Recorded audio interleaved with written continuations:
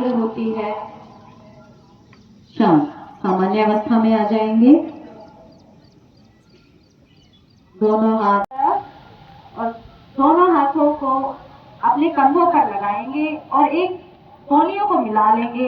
एक बड़ा सा सर्कल बनाएंगे। पहले क्लॉकवाइज घड़ी की दिशा में 2 बार, 1 2 ऐसे, और श्वास छोड़ते हुए घुटने नीचे, सामान्य श्वास भरते हुए ऊपर और सामान्य अवस्था में आ जाए। इसके पश्चात ये हमारे उठाते हुए श्वास भरते हुए ऊपर की तरफ खींचेंगे। थोड़ी देर अपने आप को यहाँ पर रोकेंगे और धीरे धीरे श्वास छोड़ते हुए हाथों को नीचे ले आएंगे। दूसरा चरण हमारा कम, आंखें सहजता से बंद, दोनों हाथों को ध्यान मुद्रा में ले आएंगे। महिला यूनिवर्सिटी कानपुर में जो है आज जिला सोनीपत की तरफ से, यूनिवर्सिटी की तरफ से आज जो 21 जून को जो पूरे अंतर्राष्ट्रीय तक और जो योग दिवस होगा उसके अंदर रिहर्सल की गई है। इसके आज का जो सफल आयोजन के लिए मैं वाइस चांसलर का और डिस्ट्रिक्ट एडमिनिस्ट्रेटर का बहुत धन्यवाद करता हूँ। मैं धन्यवाद करता हूँ देश के प्रधानमंत्री नरेंद्र मोदी जी का कि जिन्होंने सबसे पहले जाकर के यूएनओ में जाकर के पूरे राष्ट्र से एक अपील की थी कि पूरा राष्ट्र केवल एक दिन योग दिवस मनाए। तो उसने संयुक्त राष्ट्र के जब उसने पहले अनुरोध किया तो 177 देशों ने कंसेंट दी थी। तो आज बड़ी खुशी की बात है, आज पूरे राष्ट्र में लगभग 200 देशों में 21 जून को योग दिवस मनाया जाता है। देश के प्रधानमंत्री नरेंद्र मोदी जो 2014 में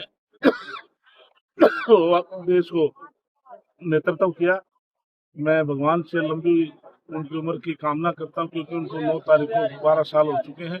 अब तक देश में सबसे लंबे प्रधानमंत्री के पद पर आज नरेंद्र मोदी जी कार्यरत हैं।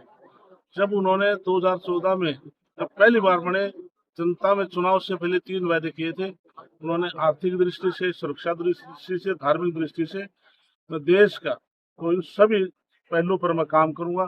तो उन्होंने आर्थिक दृष्टि से 2014 में जब हम थे तो हम हिंदुस्तान 11वें स्थान पर था। आज हम 4थे स्थान पर, बहुत जल्दी 3रे स्थान पर आने वाले हैं। इसी प्रकार से धार्मिक दृष्टि से आज से 500 वर्ष पूर्व हमारे बुजुर्गों ने, हमारे ऋषि मुनियों ने, सबने सोचा था क्या अयोध्या में कभी राम मंदिर स्थापित होगा, लेकिन उस सोच को भी प्रधानमंत्री नरेंद्र जी ने पूरा किया। 500 वर्ष के बाद आज राम मंदिर को वहाँ पर स्थापित किया। तीसरा, उन्हें इसी प्रकार से वो धारा 370 थी जे&के के अंदर, क्या कोई सोच सकता था? लोग सोचते थे क्योंकि एक देश में 2 कानून, 2 झंडे नहीं हो सकते। इसलिए प्रधानमंत्री नरेंद्र मोदी, भाई अमित शाह जी ने धारा 370 को तोड़कर साबित कर दिया कि ताकतवर सरकार है। पहले कहते थे कि विपक्ष के लोग कि खून की नदियां बहा जाएंगी। मैं कहता हूँ जिस दिन धारा 370 को तोड़ा, मैं कहता हूँ पेड़ का एक पत्ता तक भी देश में कोई नीचे नहीं पड़ा था, इतनी आसानी से धारा 370 तोड़ी थी। इसी प्रकार से सुरक्षा की दृष्टि से पहले जो हमारे जो मिलिट्री के जवान हैं, हरियाणा प्रदेश के उन माता पिताओं को, उन जवानों का मैं सम्मान करता हूँ, सल्यूट करता हूँ कि आज जो भारतवर्ष की जो फौज है उसमें हर 10वां जो जवान है वो हरियाणा प्रदेश का है। पहले जो हमारे देश के लिए लड़ाई के लिए जो औजार थे, जो मशीन गन थी या तोपें थी, पहले हम इंपोर्ट करते थे, लेकिन आज मेक इन इंडिया, आज नरेंद्र मोदी की सरकार, हम जो मिलिट्री के लिए, लड़ाई के लिए हथियार जो बनाते हैं, आज हम एक्सपोर्ट कर रहे हैं। इसलिए ताकत की दृष्टि से आज ये साबित कर दिया कि हिंदुस्तान ताकतवर देश है। मंत्री जी,